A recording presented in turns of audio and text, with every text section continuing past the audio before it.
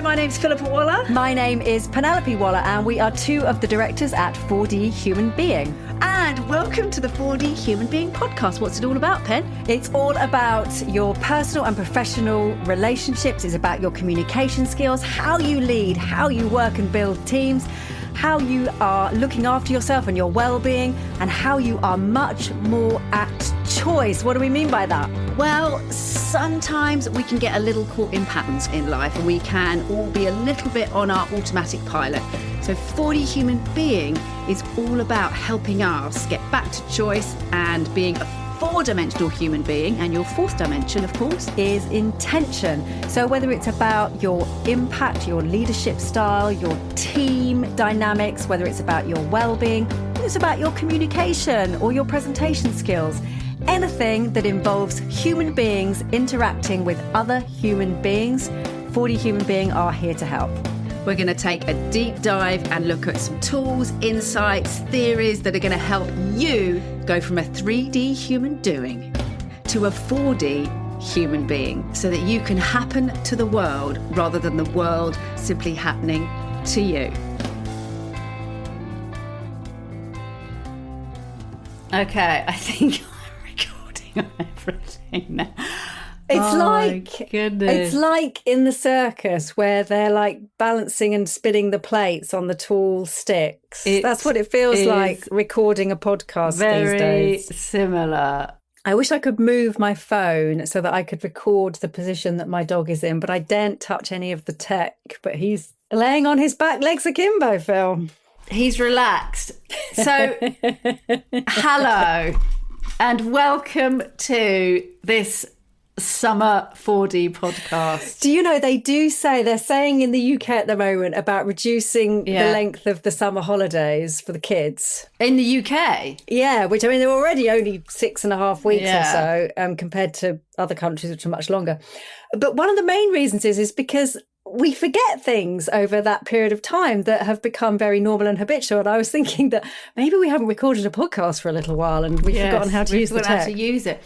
That is interesting, isn't it? Because that makes me think of two things. One is a study done on education for children, young people, and that the summer holidays are problematic in terms of levels of development for kids whose family can't afford extra help over the summer, because they do that leap over the summer. Yeah, they really do. Some children where they're growing up. There's all sort of emotional and social development, but those who have tutoring over the summer, of course, they keep notching ahead. Yeah. The other thing it makes me think of, though, which is definitely a super segue,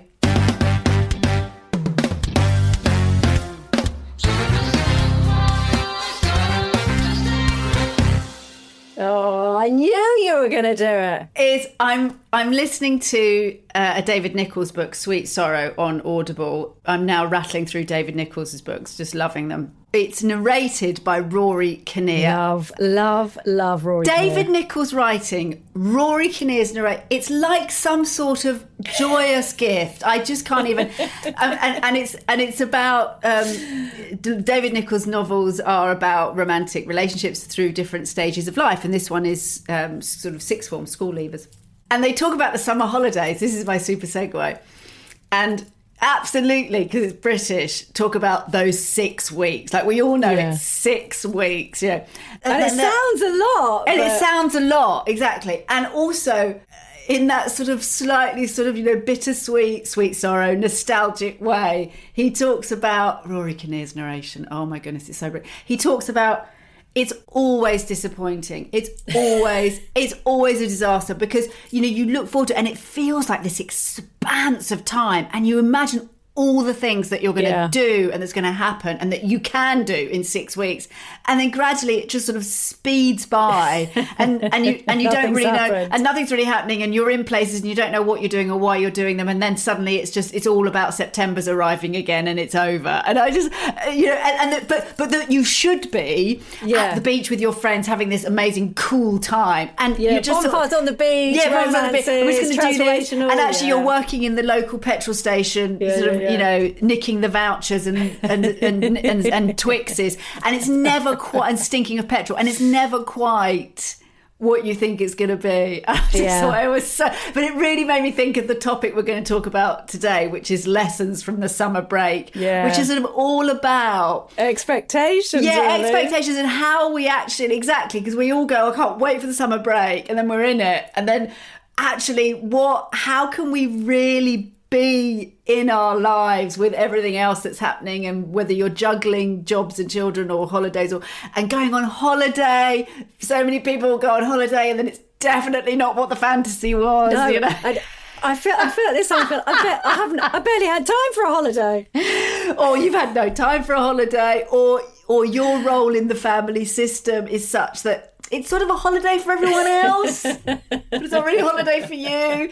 So, you know, that topic of that we really can bring back into the workplace is how can we be in the experience of our life as it's moving and changing, rather than have an expectation of what it should be and then be sort of almost always late to the party because we've already thought what it should be. Like then we arrive and we're then we're disappointed. And it's really not what I thought it was. Totally. Well, this summer's definitely not what I thought it was going to be, but you know, all good, all interesting.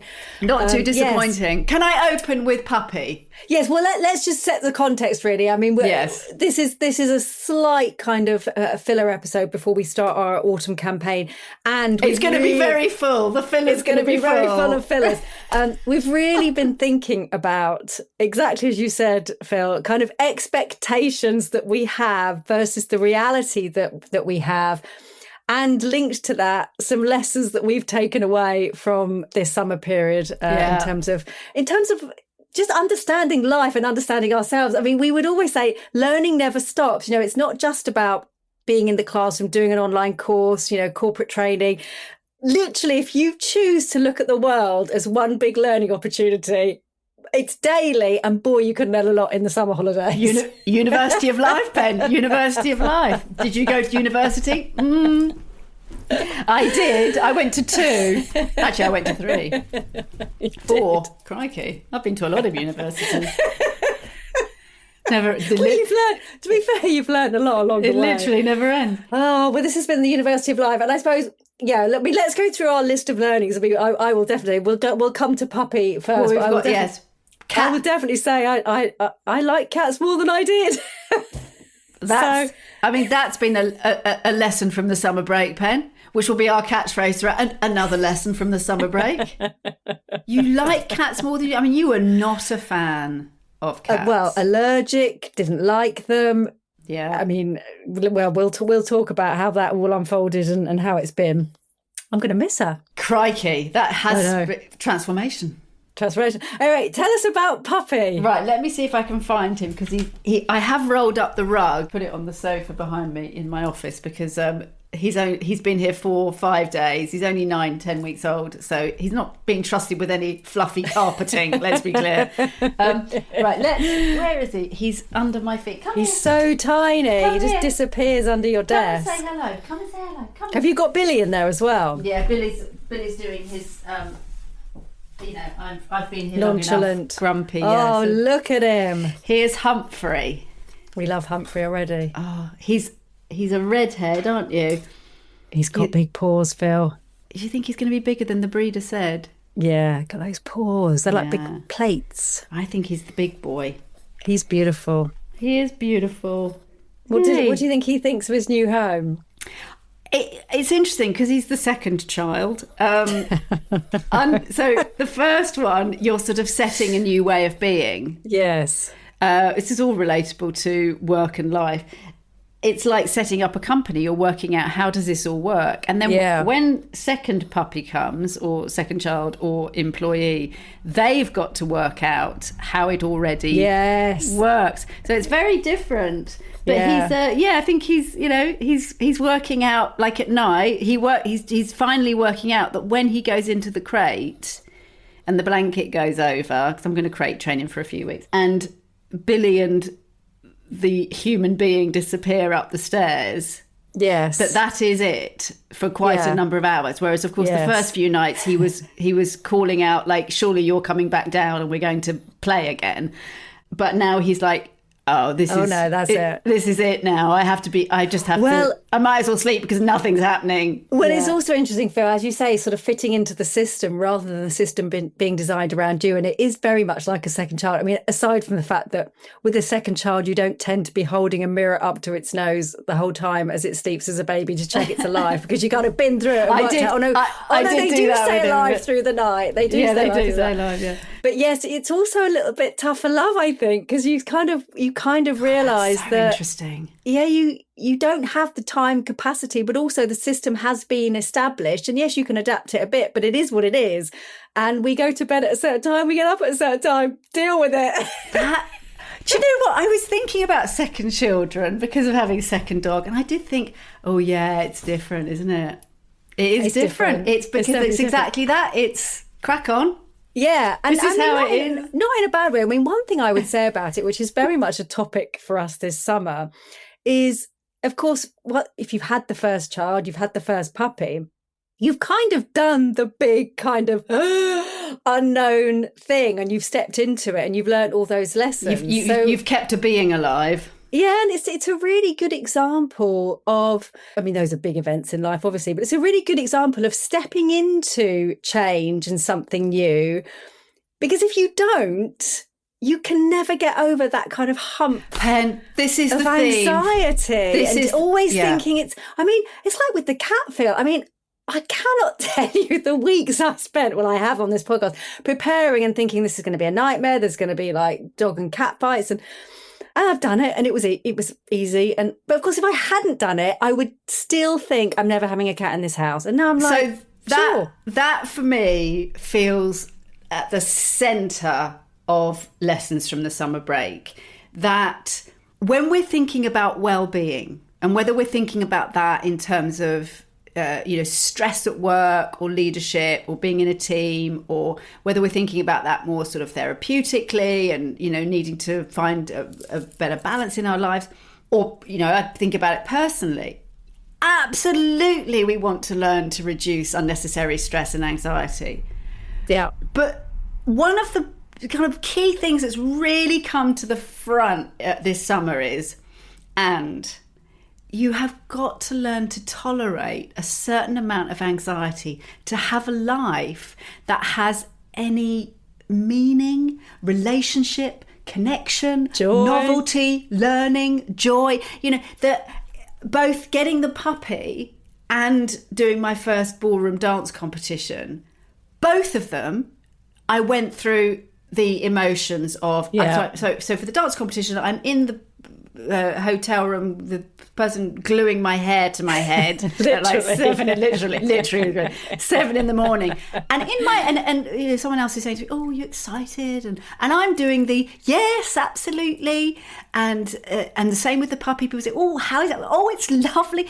In my head, on both occasions, on the first one, I'd already decided at 7 in the morning, I am never ever doing this again. And with the puppy, first 2 days, I was like, well, this has been a big mistake. And the real learning is that just keep breathing, keep sitting with that anxiety. This is change, this is newness, this is novelty. And then gradually let the storm subside. Don't let the weather drive. That's my big lesson from the summer. Yeah. Is through change, through these choices, don't let the weather decide. Let the weather move through, completely normal. Stay with it, stay with the process, stay with what's happening. Loved the dance competition, totally joyous. Falling more and more in love with Humphrey every day. And of course, he's getting better and better. We're on day, I have such high expectations, we'll come to that. But we're on day 5 and I expect him to be completely house trained. But really, what was so interesting was I was watching myself this week with Humphrey. I was watching myself thinking, oh, I don't know if I can do this. And each day I watched that lesson and the joy increase. I was like, this is what it is, isn't it? This is what it is. That's right. I mean, it's really interesting, Phil, because I had a conversation recently with a headmaster, and there's quite a lot of consolidation going on in the schooling system in the UK at the moment for various reasons. One of which is the new VAT rules.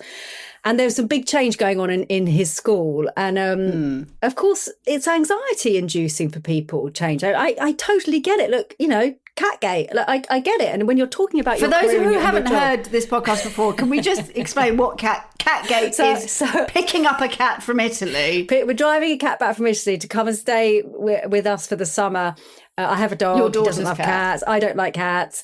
So the it's whole your thing daughter's. was. Yeah, your daughter's It's cat. my daughter's cat. So the whole thing was like, I was nervous about it, both because of how I feel about cats, how the dog feels about cats, the journey through Europe. Worried the cat wouldn't survive the dog. Yes, so many things. And of course, it's all been easy breezy and actually very, very pleasurable. And I actually don't want the cat to go. But anyway, point being that, I mean, if I felt anxious about that, and that's just having a cat in my house for the summer, I mean, imagine how we feel when there's big organisational change, or, you know, we're fearful about losing our jobs. Like, it's normal to feel anxious. And going back to what you've just said, I mean, if we can find a way to treat it as part of the journey, part of the learning, it's completely transformational in terms of how we feel about change. And I'm not saying it's easy. You know, our brains, the mechanisms in our brains are almost designed to drive anxiety. Well, and actually let me add to that, because what came up for me as you said that is, of course, that's absolutely right.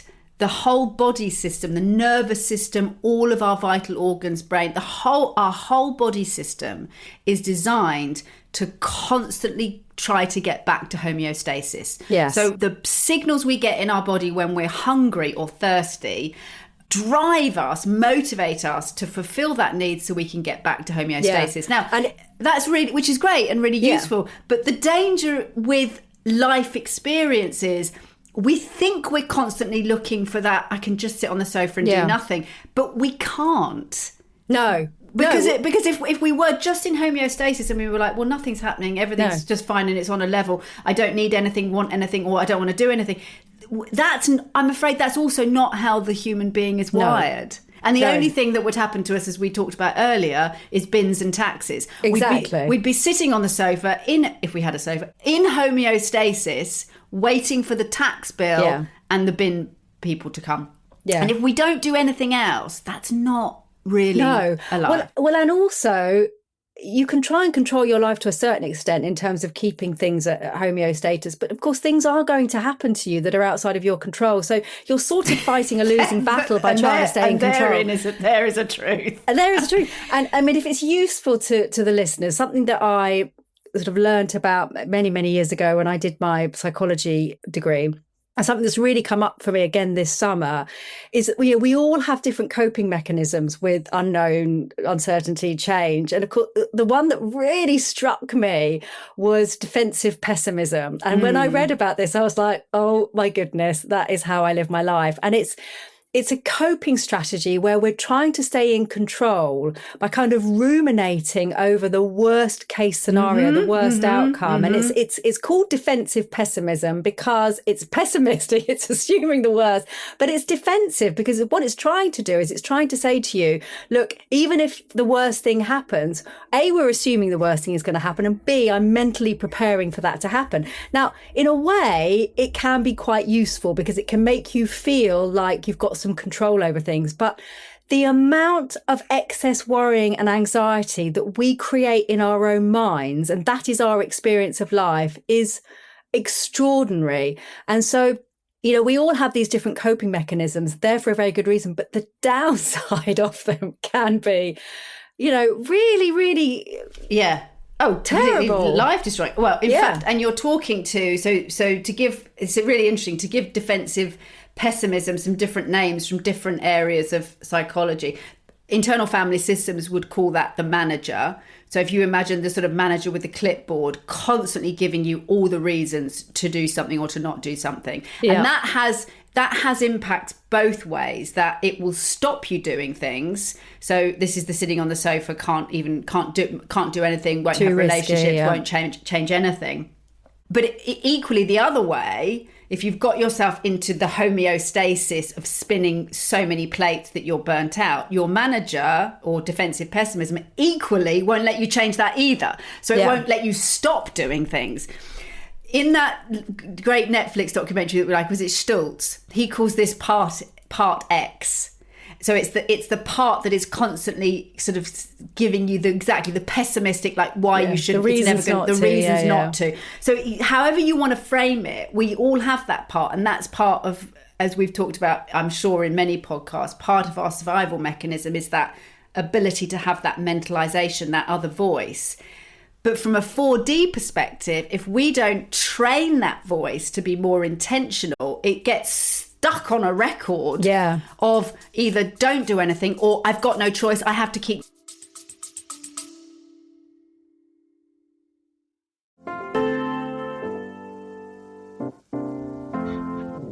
A quick word from us at 4D Human Being. If you're enjoying the show, please do click follow so that you can have the 4D Human Being podcast instantly in your feed. And we'd love it if you liked and reviewed us. Let us know what you think.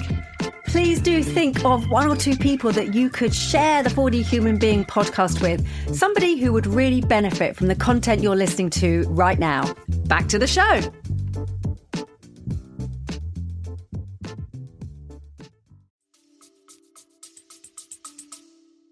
Yeah. And another thing that's come up for me this summer with exactly with this, I mean, part of it was about myself and how I felt about things that were going on this summer and things I had to deal with. But of course, the impact that you have on other people in your life, whether that's kids, relatives, partners, team members, because of these fears and coping mechanisms that we have in place. And for me, a really good example this summer was we went to Barcelona for a couple of nights, didn't we, Phil? And we took 4 teenage girls over there who were going to a SZA and Kendrick Lamar concert.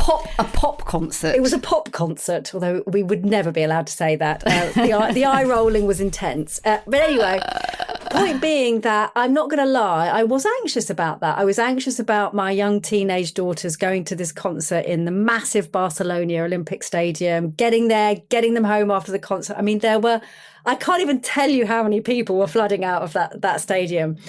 And I guess because of this work that we do, because of what I was thinking about this summer, I did not want to put an iota of fear in their minds that trying things like this, it was the first concert they'd been to alone. I didn't want them to start forming the belief that these things were dangerous, risky, should be avoided, etc. I really wanted them to feel like anything's possible. It's okay. You have this. And, it wasn't easy because inside I was thinking, how am I going to find them? But I don't want them to feel like things are impossible. Yeah. Do you know, I really, this feels, there's so many, I feel this is like the juiciest topic. Like it's like I'm being pulled down so many different paths as we talk about this. Let me try and sort of focus on what you just said. So it really makes me think of some client work I have where going back to that manager role or that defensive pessimism where your plate's spinning. Now, I mean, in this case, it was your kids who wanted to go to a concert. But even if it's you yourself who've got you into a place of doing that job, having lots of travel or, having the pressure of running a business, whatever it is, but you've created this. And now the manager, your internal manager is telling you, you've got to keep going. You're holding everything up. This is what's completely underpinning the whole building here. Like everyone's relying on you. So now you're stressed. You've got no time for yourself. There's no boundaries. And the market gets harder. So now there's more competition for jobs. You're worried you might lose your job. They're now spinning even more. And of course, what the manager or defensive pessimism convinces us is you've got to keep going because this is what everyone's relying on, and everyone's happiness and well-being is relying on you can keep going. But of course, this is the ridiculous thing about that level of control is that the knock-on effect of you spinning because I've got no choice, everyone else's happiness and well-being and life experience is dependent on me is now they're living with someone who is completely stressed, angry, short-tempered, irritable, and unhappy. And fun times. But exactly, Pen. But exactly that we forget that if we let that part, in your case, if we let the part of, oh my goodness, where is this venue? How am I going to get there? Are we going to be in a crush? Will my kids get lost in a crowd in Spain? If we let that part drive, that is the experience. Yeah. The experience isn't we've gone to Barcelona in July and my kids have gone to a first time they've had that sort of real independence, gone to a pop concert, stepped out into the world. That's not the experience. The experience is mummy's stressed. Mummy was really stressed. Mummy was really stressed. And so it's all very well. That's right. Sort of letting that manager part. You think that it's really wise take control, but it has such a knock-on effect. Yeah. I've got no choice. I've got to do it like this, and no one else is helping me. If that's true, and this takes me to responsibility. That if we as adults don't take responsibility for that, then we're not doing what we think we're doing. What we think we're doing is giving everybody a great time or providing everybody with a great, quality of life because we're working. What we're actually doing is creating is completely the opposite. And this makes me think of something that was definitely a theme for me this summer, which was around that holding on to resentment or blame for the choices that we make. And some of those might really be true. We might have had an upbringing where maybe, the parent was neglectful or, not ideal, or there was addiction in the house, or any number of things. But as an adult, if we can't somehow take charge of that and do some work around that, then my analogy that I came up with was, it's like we were living in a house and 30 years ago, one night, we got burgled, we got robbed. They smashed the back door in and stole the television. And 30 years later, we are complaining in the winter that it's cold because there's a hole in the back door and we've got no television to watch. You're like, it was a terrible thing that happened. But over the last 30 years... we have choice. It was your responsibility to fix the back door and buy a new television. That wasn't the burglar's responsibility. That both can be true. And I think that's such a useful way to think about our choices. Yeah, and our development, that it is ultimately our responsibility. And actually, I mean, I know you and I love this work, but I find it fun. Like it's been, it's been a great summer. It's not over yet. We're in August, but it's been a great summer. It's been a kind of odd summer, lots of different things happening. But of course, summer. That's a novel title. But I think what's interesting for me is that, you and I love just continually reflecting on what we learned from everything. What does this mean? How did I show up? What was good about how I showed up? What would I change next time? It's just endlessly fascinating to look at the world like that. And the summer is a perfect time because generally things are happening that don't tend to happen in the rest of the year. You are not wrong. And it really reminds me as well, you mentioned this earlier, about the Poldy quote as well. Oh, yes. In terms of, I can't remember what it is. Is it something like happiness is reality minus expectation? It's actually from Buddhism, of course, really. But the Auntie Poldy novels, which are just brilliant, if anyone hasn't read them, are so good. I'm going to look up the writers. She's absolute. I mean, I absolutely love her. She's the kind of person that you'd want to spend time with, and it probably is partly because of her attitude to life, and things just happen to her, don't they? Mario Giordano. And there's 4 books. He's actually he's got an Italian name, but I think he writes and lives in Germany. But she's got that attitude to life of that presence, and sort of in often chaos, she moves to Sicily and sort of becomes a bit of a murder detective.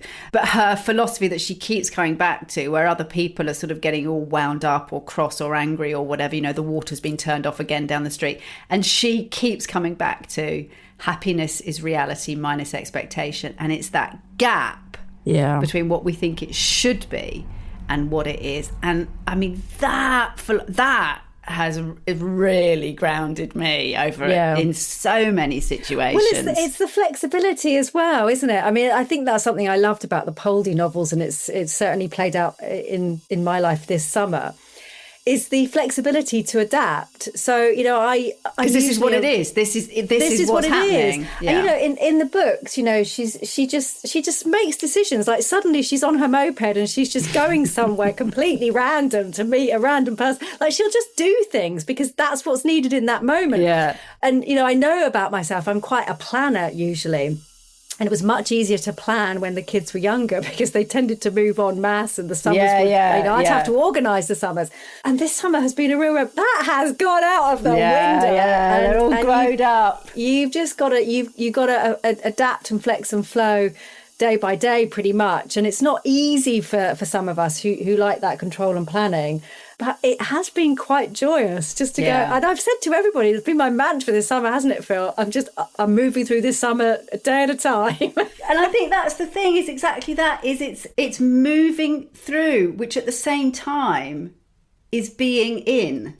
Yeah. It's, if you think about sort of, I don't know, moving through a pathway, an obstacle course, a tunnel or whatever it is, it's the difference between looking over there and I've got to get there, and it's being, and I know it sort of feels really obvious. It comes up in dancing a lot. When you're thinking about dance steps, you learn dance steps, and they're like the dots, if you like, on the page. And when you're learning, all you can think about is getting to the next dot. But of course, really what dancing is, they're the steps. Yeah. But really what dancing is all of that flow between. The moving between. And that, I mean, I was just joking with my dance teacher yesterday, and I think you're telling me it's about the journey, not the destination. And of course, she was laughing because, that's right. That's really what it is. Yeah. It's that idea of we'll get there. I mean, delays in transport and flights, which I think a lot of us have experienced this summer. If it's all about the destination, those hours in the airport are miserable. Yeah. If we can make it about, another hour in Oliver bonus. All right, let's catch up with some birthday presents, or what other shops are available. But but it's true. It's the Eckhart Tolle thing. We're in the supermarket queue, and we'll still be us, however long that queue is, and however angry we are. We're with ourselves. Yeah. And we can choose how we move through that supermarket. Totally. And it's another reason that I think the summer is such an interesting time, for those of us who've either had some time off, or perhaps our workload has lessened a little bit over the summer. It's just such a great opportunity to do that self-reflection about how you operate in relationship and through change and uncertainty. Because, of course, until you do that, you really can't make any changes in terms of how you operate in the workplace collaboratively and in terms of your leadership. So I think this time is really important to do that, with all the will in the world. And we work with loads of leaders around the world. If we said to them in the middle of October, right, you're going to take a week now to self-reflect and notice all of your decisions and actions, they wouldn't have the time to do it. This is the time to do it. And all of the life lessons that we learn in our personal lives, in our downtime, are so relevant to how our system is operating 100%. In the workplace. I was having that thought this morning. I sort of stopped in my tracks thinking about the last 5 days, and me, I'm not a fan of being woken up in the night, being woken up a little bit by the puppy, and thinking, if you have the self-awareness of knowing your own patterns, you've sort of almost got all of it. Yeah. Because when we think about change and uncertainty, if you know yourself pretty well and you realise when something isn't quite right, you only need a few tools in your toolkit to actually do something about it.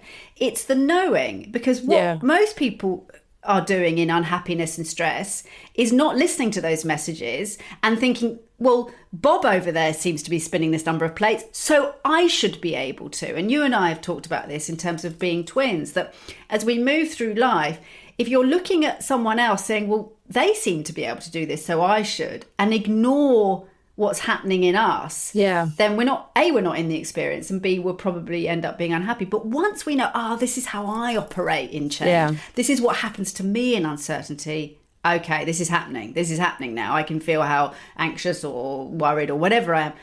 What do I need now to make this better? And that might be a coffee and a donut, it might be I need to change job, it could be any number of things.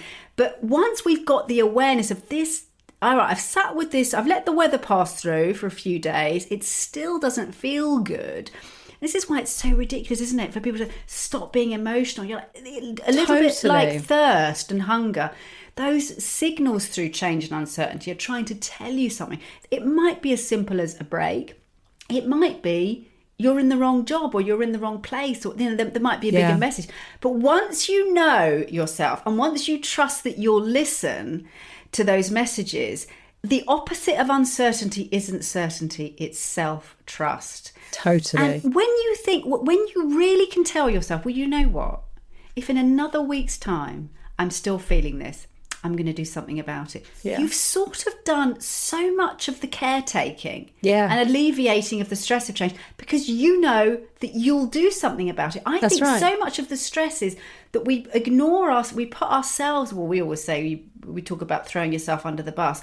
We ignore ourselves and keep going and wonder why we're unhappy. And actually, it's counterproductive because by raising our self-awareness, self-understanding, we're helping other people as well. You know, I mean, a really good example is as I was driving around London a few days ago with my kids. I'm walking around a part of London as well. And Phil, you know my sense of direction. I mean, it's just, I mean, you have many atrocious. Strengths, Pen. Well, exactly. So this is what I said to the teenage girls I was with I couldn't even work out where the arrow was pointing on my sat nav. And they just looked at me and I said, listen, I said, I'm good at a lot of things. Yeah. But directions is not one of them. And one of them piped up, you're not good at being late either, mummy. And I was like, yeah, but it's good that you know these things. Yeah, I accept them, you accept them, we all know where we are. That's right. And actually it changes it from a criticism of you should be to actually there is a truth to that. Yes, you know, I tried to manage it or I tried to be a little bit more flexible, but actually yes, there's a truth to that. So what can we do? You know, and it's that constant balance. You sent me a wonderful video on neurodiversity. It's that constant balance of how much do I need to change myself and how much do I need to change my environment? And sometimes, you know what? We don't have to keep beating ourselves up. Sometimes we can just change the environment. Say, this is not working. This is not going to work for me. Someone else needs to take charge of the navigation and directions here. Exactly. That said, I will just circle back to, I think my lesson of the summer is maybe be a bit braver with some of those, I mean, let's say smaller things. I mean, you know, I guess some of them can feel like quite big things, but, you know, relatively small things in life that you probably try to avoid because it feels like a hassle. It feels like hard work. It feels like something you're not going to like. And it's been a bit of an eye-opener this summer of maybe it's better usually to step in and see how it feels once you're in it rather than assume you know how you're going to feel when you're in it. Well, it's an interesting one. It brings me to one of my favourite visuals in the past few months, which is an action anxiety graph. Oh, yes. So putting anxiety on one axis, put anxiety on one axis and action on the other. And when we take no action, anxiety just goes up and up and up and up and up and up and up. And that's that wondering, should we, shouldn't we? Yeah. What will happen if? I can't change anything. If I change anything, it's going to be stressful. But actually, that's stressful, all of that anxiety. Yeah. But as soon as we take action, it's like, you know, as soon as you get in the car and start driving down to Italy to pick the cat up, that's where you are. That's where you are. And anxiety starts to drop. Exactly. So there's exactly that. There's so much to be said. We can sit on the sofa, wait for the bins and the taxis, and worry about if we go out of the house or if we start a new relationship or if we get a new job. Or we can get off the sofa and we can tolerate a little bit of anxiety and see what happens and be with it and know that we can take some time out. But I think you're absolutely right, Pen. I think that ability, it's the window of tolerance, isn't it? That ability to tolerate discomfort is probably, can I say definitely, going to lead to a richer life experience. Yeah, and like I said before, there's really no avoiding it. And I mean, nothing in our corporate or political or economic environment is suggesting that change and uncertainty is going to drastically reduce anytime soon. So there's kind of no avoiding it. It's something we're all going to have to learn to live with. And it is really interesting, isn't it? That video that I sent you, it was about ADHD and autism.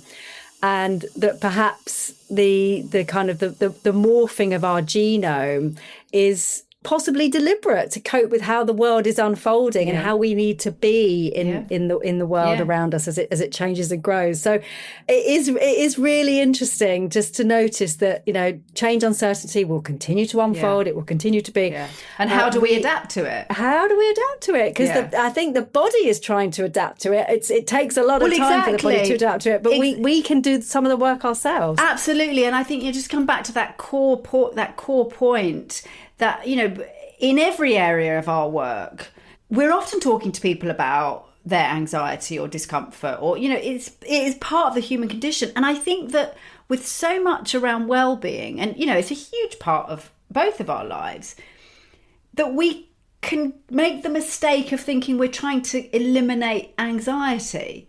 Actually, yes, of course we want to reduce that, but really once we've learned to tolerate it a bit more, and it will start to settle a bit and we'll get back to center much more quickly. But it's the resilience and the ability to tolerate it that's probably going to help us move forward. And then it's like people talk about grief, like it's a ball or whatever. It's a thing inside you, and it doesn't shrink with time. You expand. Yeah. Through time, you grow, your life starts to move and grow and expand, and so in proportion it becomes smaller. And I think we can think about anxiety like that when we're enclosed in the idea of, I've got this presentation tomorrow and it's filling up my whole consciousness, then it is the whole of your experience. But once you expand out and drive to Italy to pick up a cat, or take your kids to Barcelona, once you expand out and you keep expanding your experience in your life and your relationships, that's now in proportion. Yeah. It's a smaller circle, isn't it? So true. So we have a nice portion of the summer left, Phil. We're going to enjoy it. I have to say, I think I said on one of the earlier podcasts that things didn't seem to be slowing down, and that was certainly true in July. But now we're into the second week in August, and I think there's going to be a little breathing space for a couple of weeks before we kick back off at the end of August. Fully back in. A bit of a breathing space / house training a puppy. Catch up. Yeah. Okay, exactly. And catch up with everything else. Yeah, we're a new website is coming very soon, which is very exciting. It's looking amazing. Very dynamic.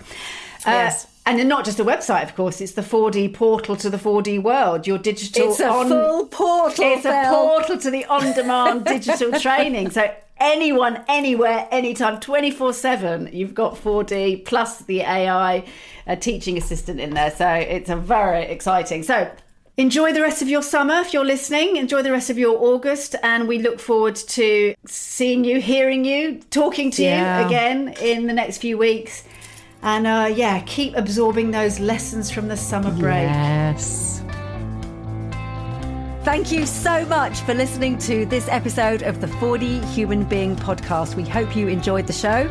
Do take on board some of the insights, tools and tips, because every time that you try something new to get back to choice, you are making a vote for the you that you want to become. And I love that phrase, Pen. I do too. And please do share this episode with somebody that you know would really benefit from the lessons and learnings we've been chatting about today. And of course, if you're interested in more from 4D Human Being, do get in touch. We run workshops, trainings, online, in person, conference events and keynotes. We've got the 4D On Demand platform for your whole organisation. And we do have a free Essentials membership where anybody can sign up for absolutely free to access some of our insights, tools and tips. So do get in touch with us if you'd like to hear more. We cannot wait to hear from you and to carry on the conversation.